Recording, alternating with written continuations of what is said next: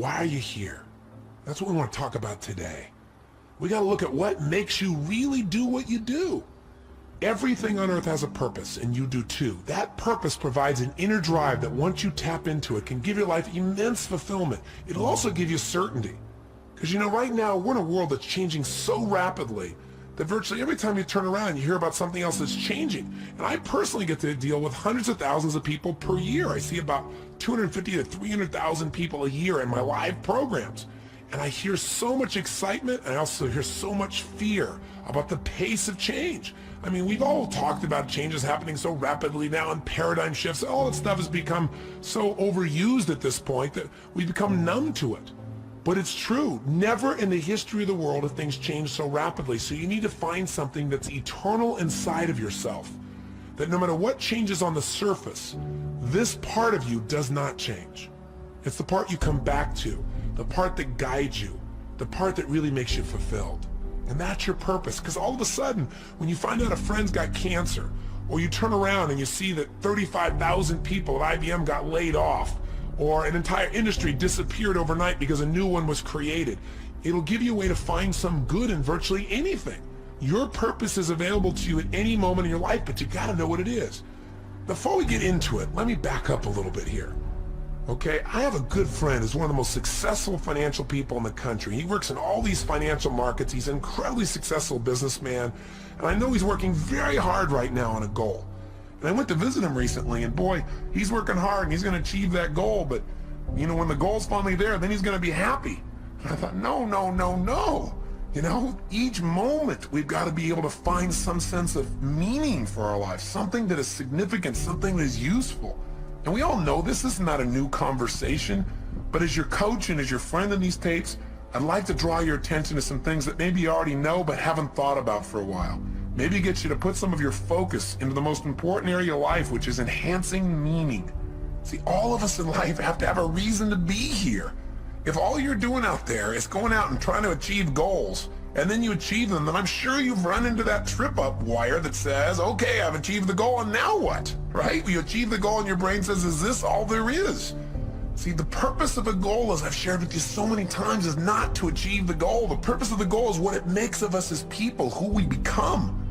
Ultimately, though, we have to have a sense that who we even have become has some kind of meaning. Without that, there's not a reason to live. There's not a reason to get up. There's not a reason to go out there and make it happen. What's really controlling this man's life is fear. When people say they're cynical or they're pessimistic, what they're really screaming out to you is, I'm scared out of my mind. I'm afraid to dream again. I'm afraid to think about what's possible. I'm afraid to really put myself on the line and say, I'm going to go for something. I'm going to stand for something. I'm going to put myself on the line in a relationship or my business or my vision to make a difference in the world. Because you know what? Maybe at one time this person did that. Maybe they tried it several times and it didn't work and they got pain and pain and pain. Pretty soon they didn't want the pain, so they stopped dreaming. They stopped envisioning. They stopped coming up with meaning. Instead, they try to keep themselves away from the pain by saying, well, there's no meaning in it all anyway. But unfortunately, that gives you the ultimate pain because it gives you a life without meaning. And no one can live a life that's fulfilled without a sense of meaning. See, we've been put here for a reason. The question is why? And the answer, I think, is different for every one of us. It's different for me than it is for you, and yet it's the same. Every one of us has been put here. Every one of us is unique and different and special. And I believe our Creator, if I may use the word God, if I may, God has put you here for a reason. The question is, what is it? God does not create things without a purpose. Everything on earth serves a purpose. Why are you here? What are you here to do? What are you here to become, to create, and to give? These are some of the most significant questions that you can answer in your life. And even when you answer them, I'm sure that as your life expands, you'll come up with better answers as you get more experience and you get closer in touch with your own innermost being and maybe closer in touch with your Creator as well. You say, Tony, where are you going with this? I'm really going to the essence of giving your life what you deserve, which is knowing that there are no mistakes, knowing that every little thing you do has a consequence. It can be a positive consequences if you choose it. The most powerful thing that has consequence in your life, though, is the thing we talk about so often, but I gotta say it again, and that is what's really ultimately shaping our lives are our decisions. The first decision is a decision about what to focus on. Where your focus goes is going to determine how you think, how you feel, what you do, ultimately what your life turns out like, what you're able to contribute. The bottom line is we must find an empowering focus out of any situation. The second decision that shapes our life and the meaning of our lives are the decisions that we make about what something means. Meaning is ultimately something we determine. That's the exciting part about it, and that's the scary part about it. And the third decision, of course, is what are you going to do when something happens? See, so much of the fear that we see in life comes from the fact that most of us don't feel like we're in control. We're running around trying to control all the events of our lives. And every single one of us is going to experience multiple situations in our life, no matter how skillful we are, where we cannot control the event. Where it's just not something that we can control because we didn't initiate it. Anytime you're dealing with other people, this is going to happen. Anytime you're dealing with Mother Nature, this is going to happen. Most of us in life are so afraid something's going to happen that we can't control. Therefore, we're going to get pain, that we try to avoid those things we can't control. We try to shape our lives, where we spend our time, who we spend our time with, what we do, by environments that we feel really comfortable in, where we feel like we're really in control of them. But what that does is it limits the shape and quality of our lives. We've got to be willing to put ourselves out there to discover what we're really capable of when we're put in environments when we don't know what to do, when we don't know what things mean, when we're not sure. It's in those environments that we grow the most. It's in those environments that we discover more of our true purpose as human beings. It's there that our character is shaped. You know, so many times we set goals or we have dreams or we have plans and we work our tail off and it doesn't come out the way we want. And a lot of people come out of those situations disillusioned or angry or resentful or frustrated. They look for someone to blame. But you know, sometimes I really truly believe that not getting your goal is part of the design. It's part of the game plan, causing you to dig inside and discover more of yourself, to really begin to use your real capacity as a human being, those traits that are within you that only expand when they're challenged, when demands are made upon them.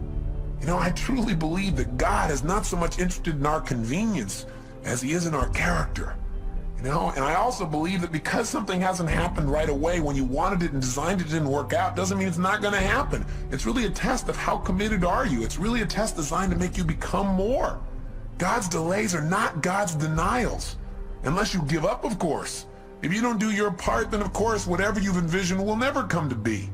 But we have to be willing to continue to put ourselves forth and know that events will show up that we can't control. So let me ask you a question. You go, okay, I understand all this, Tony, but how do you ever have a sense of certainty in a world that's changing all the time, where you set goals, you do all the right things, and it still doesn't always turn out right? How do you live in a world where suddenly something can happen? It could take away your whole business, or, you know, a storm could come and take away your home, or some calamity could happen to your personal family, or a disease could hit, or someone could die. How do you deal with all that? And the answer is, you have to know the one thing you can control is not events. What you control is what things mean to you. And therein comes the secret to life. Because no matter what happens in your life, the meaning of what has happened is yours. You get to determine it as long as you're conscious and you don't allow the people around you to teach you what to think. And as long as you don't just go on automatic pilot and allow your nervous system to make up connections that are false. Let me give an example of what happens to people. Certainly by now you realize that what you do as a human being is primarily driven by your need to avoid pain and your desire for pleasure, right? But see, all of us have learned through life that certain things mean more pain than others. And so some people are driven by their fear, right? To experience the emotion of fear is the most incredible, painful thing they could ever imagine, so they'll do anything to avoid being in a fearful situation. Other people are driven by their desire to feel the sense of adventure. Obviously, they make decisions differently. They focus on different things in life. They can walk in the same room as someone who lives in fear, and they're going to notice different things. They're going to want to sit in a different place. They're going to want to try a different kind of vacation than someone who's trying to focus on how to be secure. What drives you? Are you driven by guilt? Are you driven by your past? When we use the word driven, the word drive, it really means to guide, to control, or to direct something. So what's guiding you? What's controlling you? What's directing your behavior? What's directing your focus? What's directing the meaning you're pulling from your life? What is it? Is it your parents? Is it the competition you have with somebody else? Is it wanting to prove somebody wrong? Is it your desire to contribute? Is it your desire for joy or happiness? Or is it a sense of purpose that's driving you? A sense there's something out there for you to do. There's something you're designed to evolve into, to become, to share, to give, to create. You don't even know what it is, but you're willing to trust that each day more of it's going to come out. See, whatever drives you, that's what's shaping your life. And the challenge is that most of us never consciously decide what we're going to have drive our life. See, we're not stimulus response animals, but we can be stimulus response animals. Our nervous systems are designed to help us. They're designed to be a source of decision making. They're designed to help us very quickly when we have an experience, figure out what is the source of that pain so we can avoid it in the future. What is that source of that pleasure so we can have more of it in the future? But when we don't think things through, when we don't think things through in an empowering way, when we don't have faith that there's a higher meaning, we tend to settle like animals for the lowest meaning that we can find. Well, this is happening because I'm a bad person. This is happening because there's something wrong with me. This is happening because I'm just destined to fail. Or worse, very often in life, we don't even consciously think things through. Our nervous system just makes quick decisions. Hey, every moment you're alive, whenever you have a significant amount of pain, your brain says, hey, what is the source of this pain? And it uses 3 criteria, I'm sure you remember, to determine what the source of your pain is. It looks for something that is happening about the same time you're having the pain that is unique. Because after all, you weren't feeling pain a moment ago, you got pain now. What's unique about this situation? It looks for something that is recent. Something's happening about the same time you have the pain. And it also looks for something that is consistent, something that whenever you've had pain in the past, this has also been a factor in that situation. Let me tell you how these 3 criteria can help you. You go out one day when you're a child and you touch a hot stove. You feel some pain, you pull it back. Your brain says, okay, what was unique to that moment that gave me the pain? It looks around and says, this burner. Right? It says, what was happening about the same time I felt the pain? I was touching this burner. And what's consistent about it? Well, maybe nothing until you do it again. After doing it 2 or 3 times, or maybe one time because it hurt enough, maybe one time is consistent. It's like when somebody says to you, you always do that. I don't always do that. Yes, you do. You always do it. I've done it one time. Yeah, but, well, that's always. Well, human beings can make a one time consistent if it's painful enough. So the bottom line is, what do you learn? Your nervous system learns you don't grab burners, right? You just don't do that. And so in the future, when you're trying to make a decision about what to focus on, what things mean and what to do, and you're going by a burner, one of the options is not to go grab that baby, just for fun. So as basic as this lesson is, we fail to realize that this simple system that assists us so much in making decisions because it helps us discover what is the source of our pain or our pleasure so we can avoid the pain, gain the pleasure in the future. This simple system can be misguided or misinterpret information. See, here's how it works. I'll give you an example. I was doing a date with Destiny only a couple weekends ago, and several people were having major challenges in their life. And one lady just couldn't get herself to really have any meaning in her life. And as I kept digging, the real problem that she had is she felt lonely because she felt disconnected, because she wanted to have someone she could share her life with. But she couldn't get herself to do that. Why would you guess someone couldn't get themselves to be able to share their life? Not hard to figure out, is it? Pain. Person obviously, as I guessed, had a painful relationship in the past, which she had. It was so painful that she'd linked up in her head that marriage, because she'd had a previous one that was painful, equals death. Well, that'd kind of keep you away from getting into closer relationship, right? How did her brain do that? Well, she said she was in this relationship, it was so great, but after they got married, this man became physically abusive, verbally abusive. He basically did everything he could to control every aspect of her life. And the worst thing of all, when she finally developed the courage to divorce this man, he threatened not only her life, but he also threatened their own son's life. Now when that happened, she got linked up. Marriage equals death to not only me, but potential loss of the life of my child. That's even more than the loss of her own life for her. Well, it's not too hard to figure out that if your brain says, why am I feeling this ultimate pain? And it looks for something unique and says, well, because I'm married. And then it looks around and says, what was happening about the same time I felt the pain? Marriage. And you say, what was consistent during the pain? You go, marriage. Pretty soon you're going to avoid marriage, but it doesn't stop there. Her brain also linked up that the cause of her pain was something else too, men. Because after all, what was unique? I had this man around. I was married to a man, right? And then secondly, what else was going on? Well, about the same time I was feeling the pain, I was with this man. And sure enough, what was recent? This man. Right around the time I had the pain, he was there every time. So sure enough, all of a sudden she's avoiding all men. But it didn't stop there. She also linked up that the reason she felt this pain was because she trusted. So as a result, her brain linked up unconsciously, if you trust, then you will die. Now, I would say to you the opposite is true. If you don't trust, if you don't have faith, then you instantly die internally. You may not die physically, but you die emotionally. Because anything that's worth living in life requires faith. It requires trusting. It requires knowing that you can get out of the chair and walk on this floor, and when you step out on the floor, you don't stop and have to analyze, can I do this? And you don't weigh everything and think about your weight and the structure of the floor and what's underneath it. You just trust. Otherwise, you'd be immobilized. You have to trust to drive a car. You have to have faith to enter a relationship. You have faith to start a business. You have to have faith when all of a sudden somebody at this company says these 35,000 people are gone. You have to have faith that if you're one of those 35,000, that there is a better plan for you and that you will now act on that faith and take action and find that better plan, that better solution for your life. You must have that. When you lose trust, you lose meaning. When you lose meaning, you lose your life. Again, maybe not physically, but certainly emotionally. And when you lose it emotionally, the physical loss of life often is not that far behind. Medical researchers are now proving that the mind-body connection is not some psychobabble, but a physical reality, that the way we think and the way we feel about our lives affects us physically. In fact, Dr. Chopra recently shared with me that there was a new study that was done in the state of Massachusetts where they began to study what causes someone to die of their first heart attack before the age of 50, where they never get another chance. In other words, what was the #1 risk factor they wanted to know? And they assumed that what would cause someone to die from just their very first heart attack, never get another chance, would be a person just had so much cholesterol in their body wasn't able to recover. And they found out that was not the #1 risk factor. And they thought, well, maybe they had diabetes. Maybe it was more of a genetic factor. They once again disproved that theory.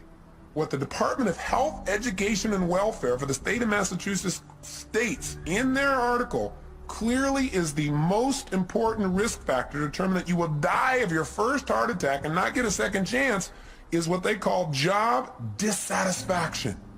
You gotta have a deeper meaning for your life than, oh, I'm on that grindstone again, or I'm on that treadmill. No wonder most people in life turn to alcohol or drugs or television, and even then they can't find something to entertain themselves. Even then they don't sense any fulfillment, because distraction does not create a life of significance. Distraction does not create joy. Distraction will not give you what you're seeking. Drugs will not change your life for the better, right? What they'll do is hurt you. They'll create pain, and there are all kinds of drugs. Anything that doesn't expand you as a human being or allow you to share more love and joy with others in a natural way that enhances your physiology and your mind, your emotions, and your spirit is something you probably don't need. You gotta grow, you gotta expand, you gotta contribute, you gotta know that you're here for a purpose. There are no mistakes. There is a meaning. Even if you haven't found it yet, you must discover it. And you know what? For most people, they don't discover the meaning of their life until their life is over. What a sad place to be. Or until they have a life-threatening illness. Or until somebody very close to them that they love is about to leave them. You don't have to wait for the pain to discover the meaning. So how will I know when I found the purpose of my life? You decide what it is. You discover it and you decide this is it. Maybe later on I'll refine it. I probably will. But for right now, this is why I'm playing the game of life. This is what it's about. Every day, if I'm just being this way, if I'm just doing these kinds of simple things with other people, with myself, then I know I'm on track. I know there's a reason for my existence. We all have that. Now, I know you know the story of Viktor Frankl, right? The man who wrote Man's Search for Meaning. Here's a man who's in a Nazi concentration camp with pain everywhere around him, knowing at any moment he could be gassed or maybe spared. And if he was spared, he'd have the unique privilege of going out and taking the dead bodies out of those gas chambers, putting them in the big ovens. Talk about intense. And yet somehow in the midst of that pain, he found a deeper meaning. The meaning was that even though he was in pain in the moment, somehow, someday he would survive this and he would come to share the story so that this would never happen to other people in the future. He couldn't find a meaning in the moment. He found a meaning in the future. And for most of us, the meaning that we want for our lives is here today, and it's preparing us for an even greater meaning in the future if we'll just use all of our life's experience, the pain and the pleasure, to become more, to prepare ourselves for whatever it is that our Creator has brought us here for, to prepare ourselves so that at the moment of truth when we are needed, we will deliver. And my real belief is we're going to be delivering all along the way. It isn't something that someday you're going to do. It's something you every day are doing. You know, my former spouse, Becky, just recently lost her father. And it's been a tough time for her because in a very short period of time here, she's lost both her mom and her dad. And that's an event you cannot control. And God knows we tried. You know, 3 years ago when they told us that her father had cancer, they told us that he would die within a period of anywhere from 3 to 6 months. And we just did not allow them to tell him that. For the obvious reasons, you know what I believe from all the people we've learned from everyone from Dr. Bernie Siegel to Norman Cousins to Dr. Deepak Chopra. We understand the mind-body connection. If someone decides that because they have some dis-ease in their body, what it means is they're going to die, then of course they will. And fortunately, he never found out that diagnosis. And what we did is we kept making sure he had a compelling future. He had a sense of meaning, a variety of things that he was needed for. And it was amazing how he physically responded. We had trips scheduled for him to go to Fiji on, which he went on, and talked to him about how we needed his help with our resort there and helping some of the Fijians in the garden, because the garden for him created so much meaning in his life. It's about supporting, about nurturing, about helping life along a little bit. And so he was excited about, and things we wanted him to do with his grandkids. And so we kept giving him compelling futures, and sure enough, 3 months went by, he was healthy. 6 months went by, he was healthy. A year went by, and through a variety of interventions, pretty soon he seemed to be better, until just recently when we started getting phone calls from his neighbors.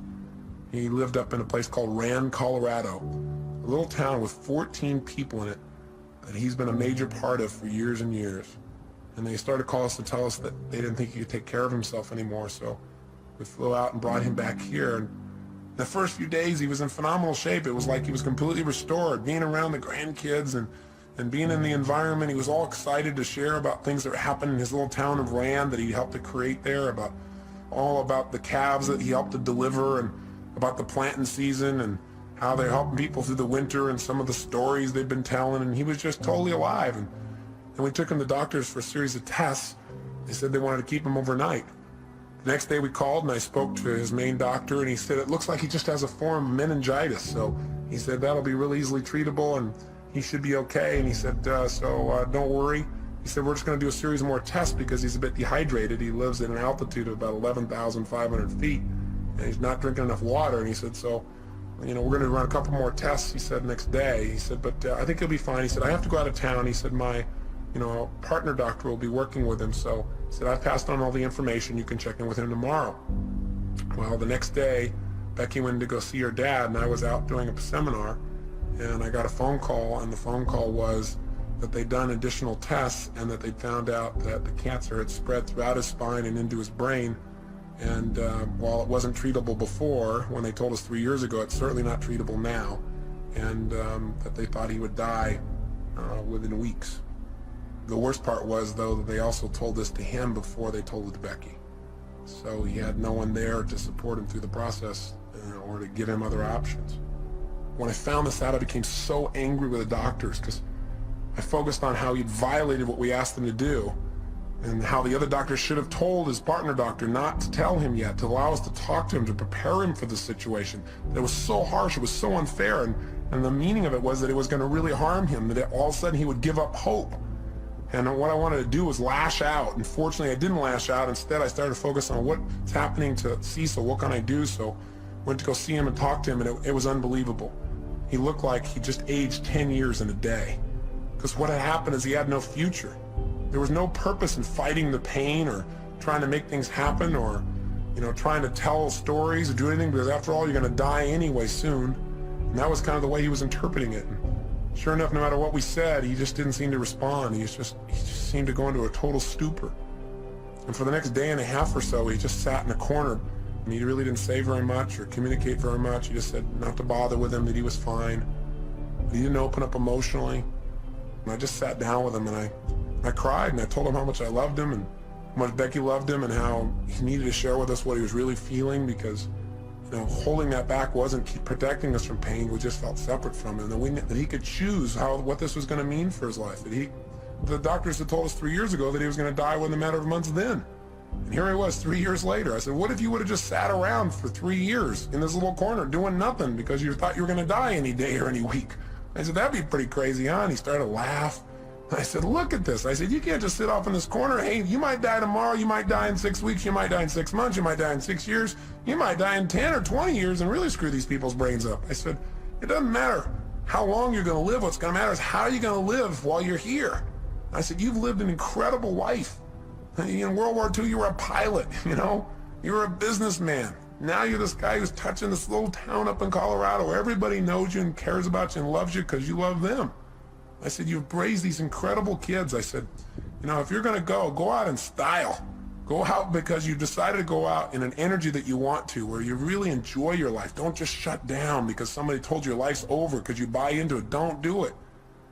And then he said, well, you know, Tony, he said, the truth is, I'm not afraid to die. And he said, everything he said is true. He said, you know, my life has been so rich.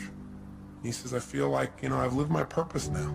You know, I look around and I see my kids and I see what they're like as people and I see what I've done and I think maybe it's time for me to go now. And I said, listen, if you're deciding to do that because you really want to go, I said, then, you know, I love you. I mean, he said, you know, I'm going to cry and I'm not going to try and keep you here, and neither is Beck because we love you. I said, but at the same time, don't leave because somebody tells you it's time to go. He said, well, I don't know. I said, well, when it's time to go, you'll know. I said, you can go consciously. You can decide when it's time. You don't have to wait till the pain is so intense you can't stand it. But at the same time, don't go any quicker than your meeting is done. I think right now you're teaching your family a lot of new lessons. He said, yeah, that's probably true. I said, so what do you want to do? How do you want to do things? I said, let's get your fanny out of here. Let's get about. And we had this great conversation, talked about all kinds of things. I won't bore you with the details, but I let him know that he never have to worry about his daughter and that she had become the kind of person he could always be proud of. And it was amazing because the next 3, 4, 5 days he came to life. All of a sudden there was a purpose in things again. All of a sudden he was alive. He'd go out by the pool and tell stories and so forth. And he went over to the polo grounds and did all kinds of just really great things. And then I went away for a seminar and I came back 2 days later and it was like he was gone. He could barely even talk. He was having a difficult time holding himself up. He had to have round-the-clock care for him. Pretty soon, he wasn't able to carry on a conversation. He would start talking gibberish and start seeing things that were invisible and point to them. We could tell the end was coming. And as the end started to come, there was more and more pain and tears.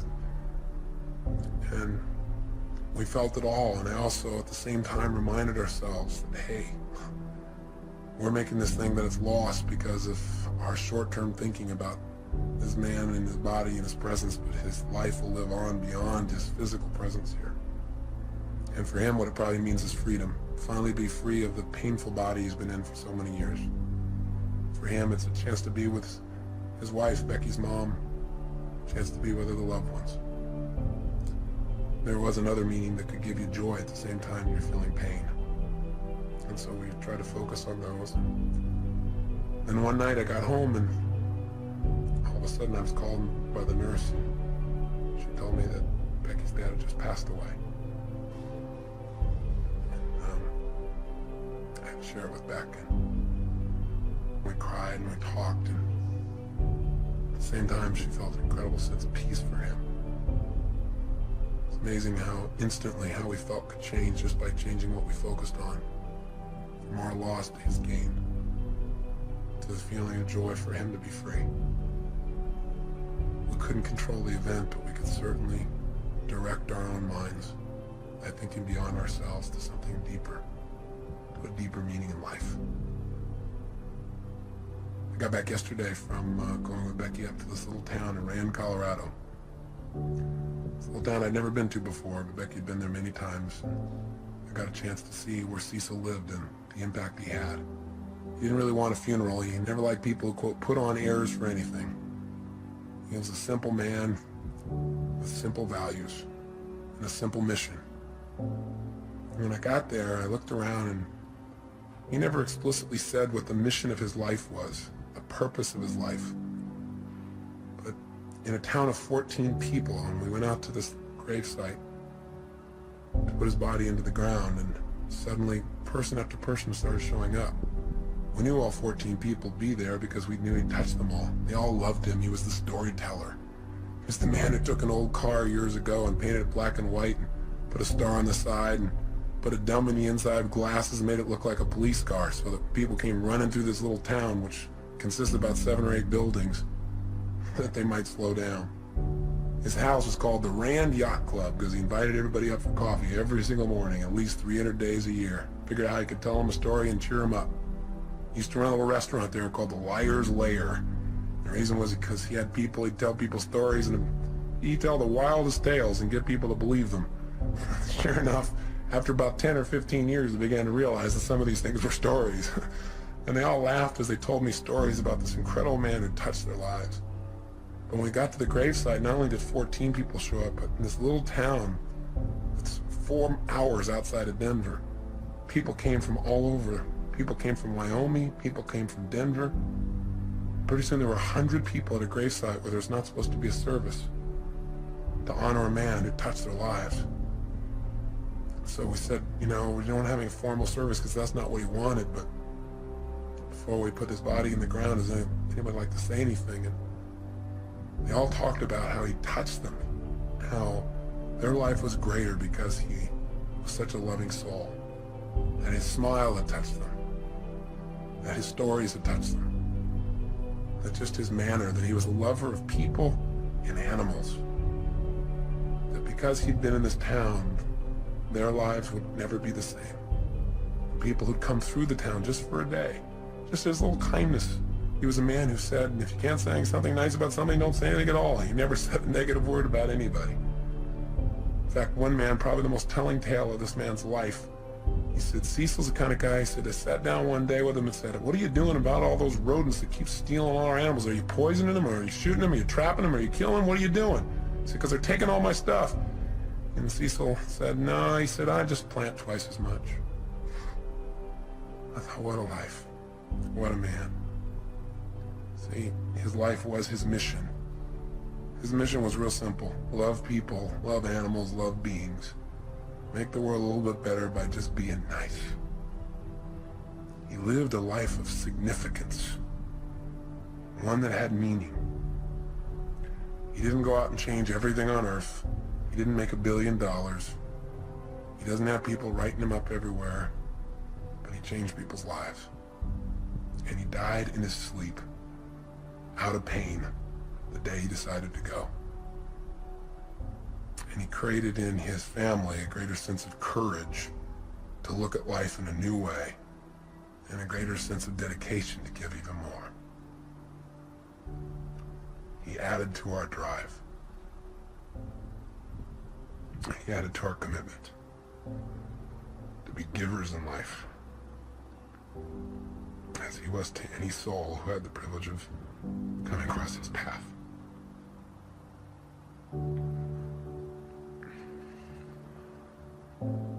I hope it also makes you think about what's most important in your life. I remember an interview with Michael Landon in Life magazine when he knew he was going to go. And he said, quote, somebody should tell us right at the start of our lives that we're dying, that we might live life to the limit, every minute of every day. Do what I say. Whatever you want to do it now. There are only so many tomorrows. If you and I are going to live our lives fully, then maybe sometimes we can take the experiences of those around us and learn from them. We can learn that in all of our lives we're either warnings or examples. Cecil's life was an incredible example. He didn't think anything in life was insignificant. Not a rodent, not a flower, not an animal, not a stranger passing through. He lived by a philosophy that they also live in Fiji. By the way, Fiji was his favorite place. One of the last things he told me was the happiest time of his life, the last few years, were the trips he took to Fiji. I think it's because he felt like there everybody understood what he understood. That life is meant to be a happy, to be a joy, to appreciate the little things as well as the big things. To appreciate one another, to be givers, to be lovers of life. I say to you that if you're driven by anything other than your love, than your spirit, than your desire to contribute, your desire to grow and expand, if you're driven by your need to please others, if you're driven by your fear, if you're driven by your past, maybe it's time to free yourself.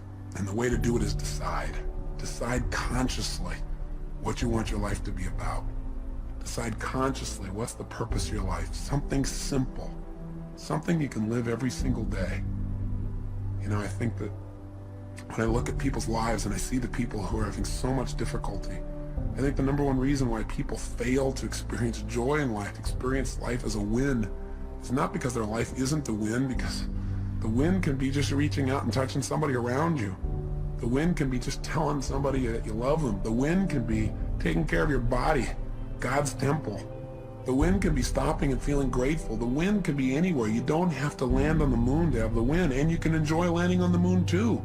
And how much better to enjoy the process, because we're going to spend most of our life in process towards the achievement of goals. And I'm not saying don't go do things, and I'm not saying don't have grand schemes and dreams, and I'm not saying don't do those, because our lives are better because people have dreamed huge dreams and they've made them happen. But I'm saying don't do it at the expense of not appreciating what's true along the way. And what Cecil's reminded us of is all those little things that are so important. And we've always believed they're important. I feel like we've always lived that they're important, but I just want to redouble the effort. It's part of my commitment to him. And so, in his honor, I challenge you to do the same. I challenge you to hold yourself to a higher standard. I challenge you to realize that you're here for a purpose. There's something for you to do and be here for yourself and for others. You can't just do for others, not do for yourself, or you won't be here. So this is really designed to get you to ask yourself, are you being efficient? Or are you being effective in your life? There's a big difference. If you're being efficient, then what you're doing is you're doing things right. But if you're being effective, you're doing the right things. Are you doing the things that are going to give you the most joy in your life? Why are you doing what you're doing? And where is it taking you? You know, we all need to have what I call a code of conduct, a set of standards we hold ourselves to every day about how we're going to be as people, the kinds of states we're going to live in, because it's out of those states that we affect everyone around us. Just stop and think about what's most important. Think about why you're here. What's the purpose of your life? Step out of the moment and into eternity. Think about what's eternal when you're feeling insecure. Start to realize there is something inside of you that is never ending. That there's something inside of you that is unchangeable. And that's the part of you that knows what is right, what to do, and why you're here. So, you know, it may sound metaphysical, it may sound religious or spiritual. Call it whatever you want. But know that the bottom line is that you are here for a reason. And that it's a special reason that only you know. And it may be that you haven't found it because you're looking for something huge. And it may be that you're living it right now, you're just not appreciating your purpose. Maybe what you're doing right now is your life purpose, this thing that you detest most. Or maybe what it is doing is giving you the challenge to really discover something within yourself that will allow you to give and be more. Because life is about two things, being and doing.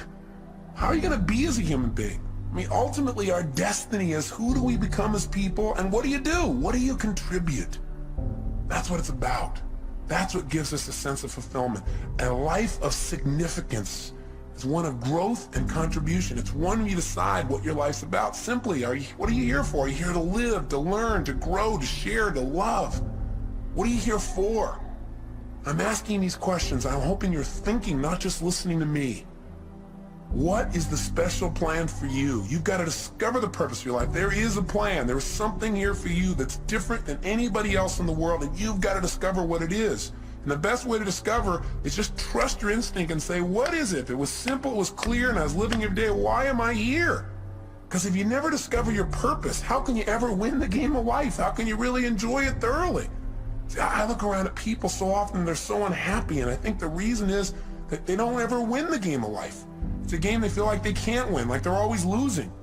And the reason number one is, I think there's 7 reasons. I'll give you 7. I've jotted some down here. I think number 1 is, I think most people never win the game of life. They never feel fulfilled. They never feel joy because they don't know the purpose of the game. If you don't know the purpose of the game, what's your chances of ever winning? Of ever getting to ring the bell and feel that sense of fulfillment or joy or passion or love or whatever it is that you truly want at the deepest level? See, if you don't know the purpose of the game, if you don't know the goal, it's pretty hard to set up your game to win, isn't it? Pretty soon you start pursuing things that don't give you fulfillment. You live in somebody else's life other than your own. You gotta know, what are you doing it all for? What do you really want? When I ask most people this question, what do you want? They give me answers like, well, I know what I don't want. I don't want to live this way anymore. I don't want to feel like hell anymore. That's not going to give you what you want. What do you really want? Oh, I want to finally be financially secure so I can retire. Great. You know statistics about retirement? Actuary statistics from insurance companies show that 3 years after a man retires, specifically I'm using men, guess what happens? He dies. To retire is to die. And for some people, this is like their major aim. Think about it. Retirement is going to make you happy. You got to have a purpose. You got to know what it is. You got to decide what it is, at least for now, and know that that vision will continue to expand. Second reason why most people fail at the game called life, because even though they don't know the purpose of the game, they got tons of rules about how it must be played. They don't even know the goal, and they got all these rules they got to live by. And not only do they have rules for themselves, but they have rules for everybody else around them.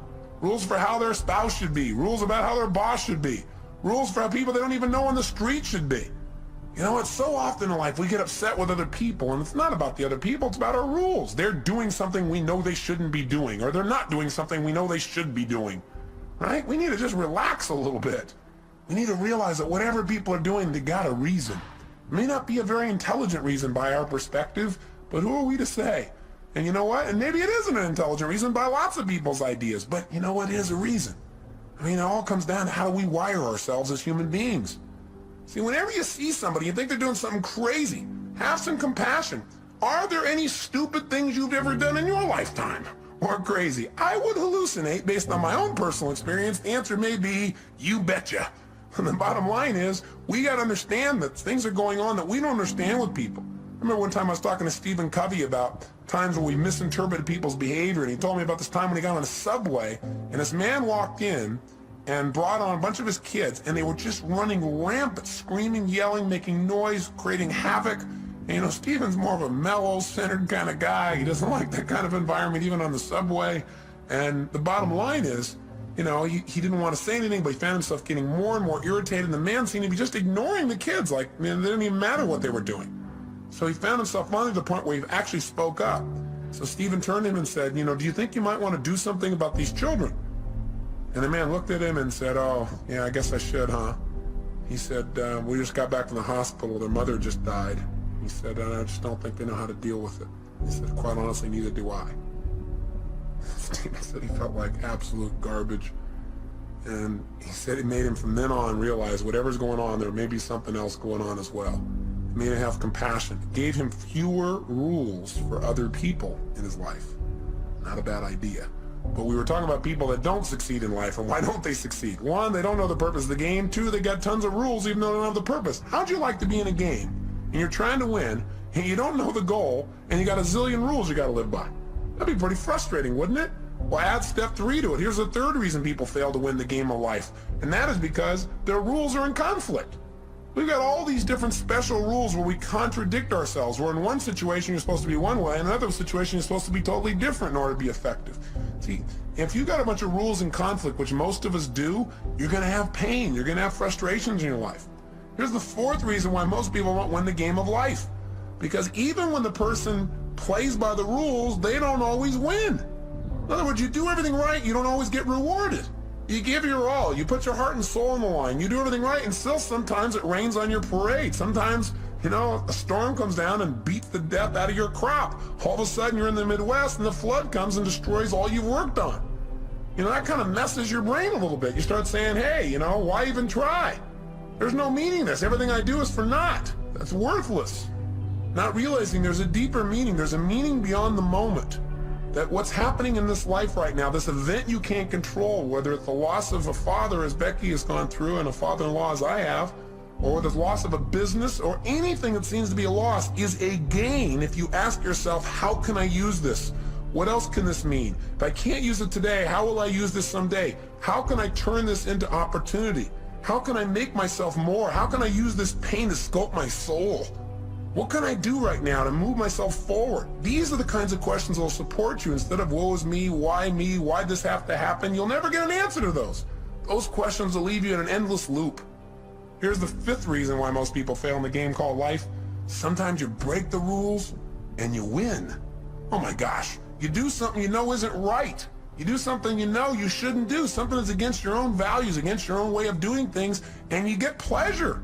And your brain goes, hey, maybe there's some new rules out here. Maybe I don't have to live by these rules. After all, when I worked my butt off and did everything right and held myself to this high standard, I got pain, I break the rule, and I got pleasure. Maybe this is how it's really wired. Maybe I ought to just take a look at life being this way. You know what it does?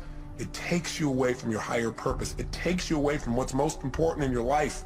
And while you might get pleasure in the short term, you give up that sense of dignity within yourself that says you're doing the right thing. That's what causes more people to fail in life than I think almost anything else, because the ultimate pleasure in life requires sometimes short-term pain to get to it. And that ultimate pleasure is who you become, what you contribute, and the experience of life that you have because of that growth and contribution.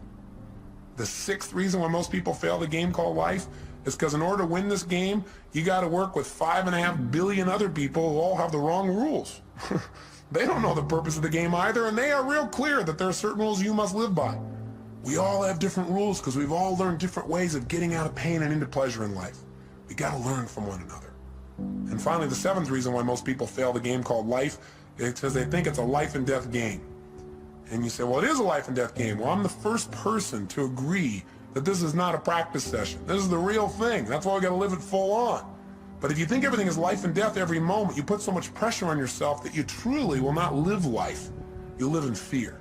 And that's no life at all. How do you live life and win the game? Well, in spite of all this stuff that sounds so terrible, there are people that seem to be winning, seem to be fulfilled, seem to be making a difference, seem to have a great deal of joy in their life. And they seem to have it consistently. And they're not doing it through drugs or alcohol or distraction. They're doing it through living a life of significance. How have they done it? They do what we do in our Date with Destiny seminar. We accomplish 7 things in that seminar. And I bring it up because I hope you'll take the time and actually come, where we'll get your purpose and your mission statement and your values all in the exact order you ideally need them to be, so you're being pulled in the direction you want instead of being pulled in multiple directions. But for right now, here's what we do. And this is what we're going to start doing on this tape. It's the first thing these people have who succeed or are fulfilled is they've decided what the purpose of the game is, at least for right now. Do you follow me on this? They said, okay, I don't know what the purpose is ultimately, but let me just decide. For right now, the purpose of my life is to what? It's to love and be loved. It's to grow. It's to expand. It's to make a difference. Do this. It's do that. They come up with a purpose, which is what I want you to do at the end of this tape. To start. I know it's not the end all and be all from one tape, but I want to get you started on a mission statement, a purpose statement for your life. You got to have that. If you don't at least have a target, if you don't know what the goal of the game is, you don't know what to decide to do. We have all these choices, all these opportunities. So you don't have to choose between something that's good and bad. You have to choose between something that's good and something that's great. But if you don't know what your purpose is, if you don't know what you value most in life, you can't make an easy decision. All decision making is value clarification. See, if you don't know where you're going, then you can get there by any road. Because you're not going to know the difference. You know, everything looks like a great opportunity. One of the biggest challenges in life is choosing. Focusing your life, deciding what to spend your time on, what to spend your energy on. Having a clear purpose allows you to do that. The second thing you want to do to make your life work, and those who succeed do this, is they have fewer rules. The more rules you have about how people have to be and how life has to be for you to be happy, the less happy you're going to be. See, you know, the happiest people, those people that say, you know, every day above ground is a great day. The happiest people are the people who find joy in a smile, joy in adventure, joy in a simple action. If you can find joy in that area, then all the big things are just a big bonus for you in your life. So when you find yourself starting to react to something that someone else has done, then you might want to ask yourself, how significant is this really, right? Is this so bad? Is it okay for this person to have a different opinion, a different view, a different feeling than me in this area? And in most cases, you might say, yeah, it is. What would you have to believe in order to be upset? That everybody has to live by your rules? Well, maybe in some areas that's real important. Maybe some other areas it's not as significant. You can just let go of it and have a lot less pain. The third thing that people who win the game of life seem to have in common is they've made their rules consistent. They found the conflicts in their life, and when they find them, they've been honest with themselves and say, this is a total contradiction of what I normally believe in other areas. No more, this is not how I'm going to live my life. Fourth thing these people do that make them succeed is they give themselves pleasure whenever they win, even when the world doesn't. This is really important. You got to realize that sometimes you'll do everything right and you won't get acknowledged. So what? Acknowledge yourself. You got to catch yourself doing little things right and give yourself the pleasure you deserve. After all, if somebody else tells you, hey, great job, and that makes you feel good, It's not them saying great job that makes you feel good. It's when they say great job, you stop and say, ah, that means I get to feel good. And you send a little neurotransmitter that allows yourself to feel the pleasure feeling in your body. Why not just give it to yourself so that you keep yourself on track, so you're always reinforcing good behaviors, excellent behaviors, commitments to your highest values. Fifth thing these people have in common is when they screw up, when they don't do things right, when they violate their own values, when they violate their own sense of purpose in life, they give themselves a short burst of pain. They say, hey, this is not who I am. I stand for more. They don't wait for the world to have to give them pain. That's why they're on track. The sixth thing that these people that win have in common is that they know that everybody in life has different rules. And so when they get in a relationship with people, they know they've got to have other people in their life to help succeed in a particular area. They try to find out their rules. Because if you know what's most important to people, if you know what their rules for life are, what their musts are in life, it's a lot easier. And lastly, people who succeed in life, they've learned that life has a purpose, but they also at the same time don't take life too seriously. They don't take themselves too seriously. What's that old funny metaphor? Why do angels fly? Because they take themselves lightly. Right? The bottom line is we've got to look at life in a different way. Now, with all this conversation we've had here about purpose, what are you and I going to do right now so that you have a greater sense of meaning? Well, one is, I don't need you to just go out and create this grandiose purpose and write pages and pages and pages. I think that the simplest things can be the most powerful things. So if you can now, close your eyes and think about what you want to be when you were going to grow up. Go back to a time when you're 5, 6, 7, 8, 9, 10 years old. What'd you want to be back then? What'd you want to do? Who were your role models? And why did you want to be that? Think about it just for a second in your head as I'm saying this. You might want to write a few of these things down. In fact, pretty soon you're definitely going to want to write things down. So it might be good to stop the tape right here and just think about what your purpose is and pull out a piece of paper and a pen or a little computer and let's work together on this for a second. What were some of the things you wanted to be when you were growing up? When you were a little kid?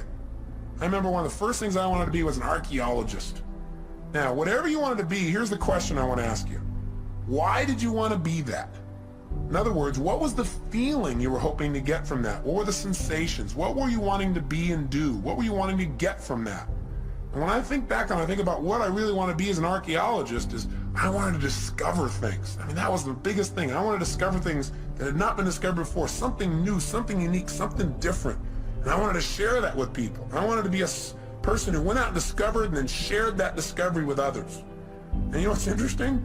I'm doing that today. I'm just not sticking my head in the sand and doing it. I'm doing it by sticking my head in other people's brains and find out what makes them tick and find out what makes me tick and then sharing some of that. But that feeling, that same feeling that I wanted then, I found a way to do it today in a new way. And so I challenge you to think about what was it you really wanted from that. Then think of something else you wanted to be when you're growing up. I wanted to also be a police artist later on. Remember that? You know, those guys that draw those pictures, you know, and show people and catch the bad guys. And why did I want to do that? What did I want to get from that? Oh gosh, thought about it. I said, well, I wanted to create. I wanted to be creative, and I wanted to help people. I wanted to help people do the right things. I wanted to get people out of their pain. I wanted to catch the bad guys, but most importantly, I wanted to create and help people. Well, guess what? I found a way to do that today, different than I originally thought, but the same purpose is there. Now, maybe it's not the same purpose for you for all the things you want to do. Maybe they have a common thread, or maybe they're different threads that are important. What else did you want to be when you're growing up, and why did you want it? What feelings did you hope it would give you? What did you hope would come from it? Think for a second. I'll give you another one of mine while you're thinking, try and trigger you. What else I wanted to do? Well, I wanted to definitely be a rock star. I wanted to be able to entertain people, to change their emotional states, to use my voice and my face and my body to give people more passion in their lives. And now I've found another way to do that. Plus, I get to work with some of these people. The other day, I got a chance to go to the Aerosmith concert. I kind of grew up listening to those guys. And I found out that Steven Tyler and some of these guys are fans of mine as well. Went backstage and I met Tim Collins, who's their manager, and he told me a phenomenal story. He said that years ago in the early 80s, when Aerosmith was in really bad shape, the guys were hooked on heroin and they were losing everything financially, and the group had broken up, that he decided he was going to turn it around. And he read 2 books, Think and Grow Rich, and a little book called Unlimited Power. And he said that what he learned there gave him the inspiration and some of the tools and strategies to get himself off heroin and coke. And then he did a group intervention and helped the other guys do the same. And these guys are now on a mission. They're totally clean. They're Evian water drinking guys that are out there sharing their rock and roll and their message and they're doing it healthfully. I got a chance to meet Steven Tyler, who's just an incredible guy. I mean, these guys have been touring for 23 years, giving their all passionately every day. I feel like they're brothers, and it was really interesting because he said, I watch it on TV all the time. I feel like we're walking the same path, And he said, I listen to your tapes. He said, we really have the same mission. He said, do you think you'd get together with us and do a gig for us? I said, what do you mean? He said, well, the guys on the weekend.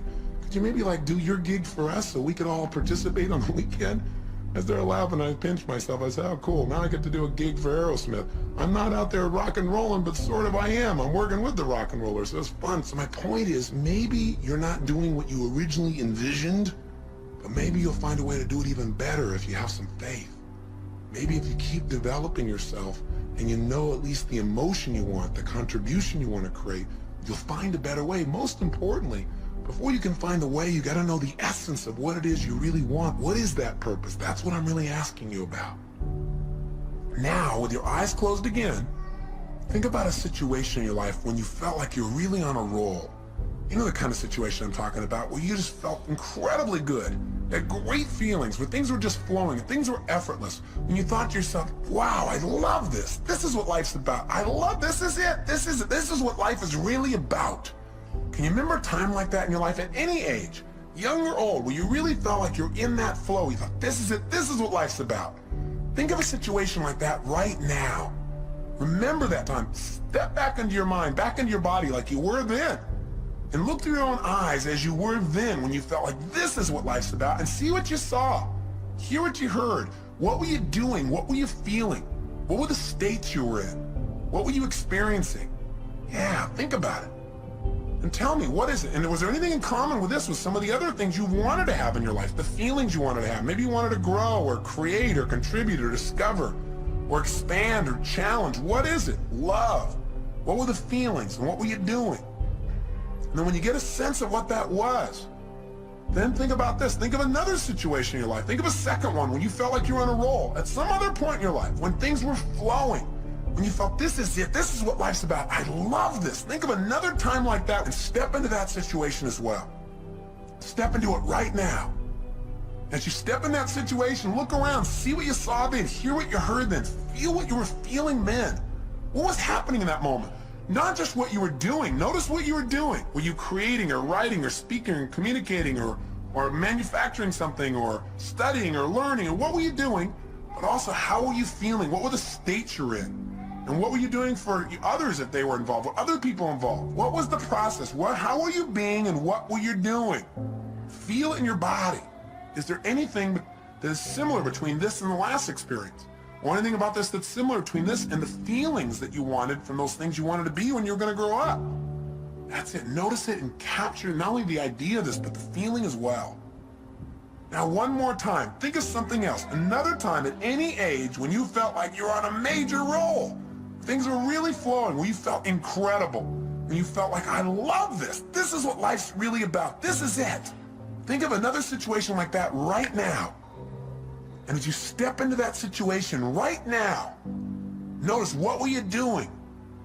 What were you creating? What were you sharing? What were you feeling? Feeling these feelings. Think about the purpose of your life. If you were going to say it in a simple phrase, not even paragraphs and paragraphs, simple phrase or a sentence or two, and you're going to write down the purpose of my life is to what? If you're going to do it, and you're going to have a couple simple criteria. One is got to be stated positive. Not the purpose of my life is to stop all the horrible things in the world. No, something positive. Something stated in the positive. And if it was going to be something brief, and if it was going to be something emotionally charged in terms of its words for you, and it has to have how you're going to be as a person and what are you going to do, and it's got to include not just other people, like I'm going to change other people's lives, or I'm going to make the world better for other people. You got to be in your own mission statement. You got to be your own purpose statement. You got to be in there too, and other people. Don't just have it, the purpose of my life is for me to be happy, because we're all connected. So if it's you and others, being and doing, brief and short, what is the purpose of your life? What is it? Right now, what comes out of your head? Not the right answer, not the perfect answer, just the answer. The purpose of your life is to be and do what for yourself and others? Just say it out loud. Just say it. Don't even write it down at first. If you got pen and paper, then write it down. Purpose of my life is to what? Say it again. Try something. Keep changing it. And if you write it down each time, it'll give you better. So I'd prefer if you wrote it down. But just come up with something. The purpose of my life, for me, Tony Robbins, is to serve God and my fellow man by being a powerful, loving, passionate, outrageous, courageous, strong, playful, crazy example of the unlimited possibilities that God gives when you commit your life to service, when you're really focused on contribution. That's what my life's about. I know what I feel. I can change the words slightly here and there, but I know the essence of my life. And you've got to know what that is for you. That is what will help you to make the decisions. That'll give you the motivation to get up early and stay up late. That'll make you connect with people in a way you've never connected before, but you got to know what it is. And it's got to be more than just you. You and others got to be brief. It's got to be emotional. It's got to be intense. So go do it right now. Turn off the tape and just start writing like crazy. What is the purpose of your life? And when you write something, write another thing. Cross it out and write another one. And keep writing it better and better until you got something you like, then to turn the tape back on. Go for it. Do it now. The purpose of your life is to what? You did turn this tape off, didn't you? You're not just sitting there thinking, come on, if you write it out, it'll be better with more precision. Turn it off. And if you're on your way back, then just ignore the last sentence. Welcome back. Now, do you got something you really like? I hope so. Now, I know it's not the end all and be all, and it better not be perfect, or I'm going to come through this tape and grab you. Your job is not to be perfect. It's to be excellent. Perfection can never really be achieved anyway. If you're truly a perfectionist, then it's never perfect. But it's getting better all the time. So what is the purpose of your life? And how does it feel when you think about this is the purpose of my life? Now let me give you one other criteria. Did you write it so you can only achieve it once you die? If so, change it. Because we don't want you to have to die to achieve your purpose, which is what some people have. It should be something you can experience every day. You know, whatever you do. Whether you're just sitting at the lunch counter, you're walking through a grocery store, you're going and conducting your business, I don't care what it is. It should be something you can feel. And you got to find what that is for you. And how to language that, at least for now, so you know the goal of the game. With that, your life takes on a whole nother dimension. So as you go out over the next month, try something. Take this purpose statement and keep it in front of you. Put it in the system you use for managing your time and keeping your to-do list. Put it up on the wall nearby. And as you look at it each day, don't just write it and forget about it.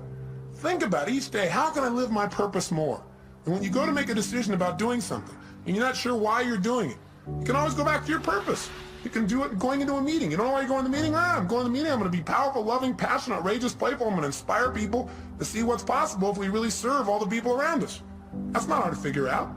You have a guiding principle. No matter what happens, principles don't change. The essence of who you are will not change. The environment may change, the vehicles may change, but what's inside of you won't.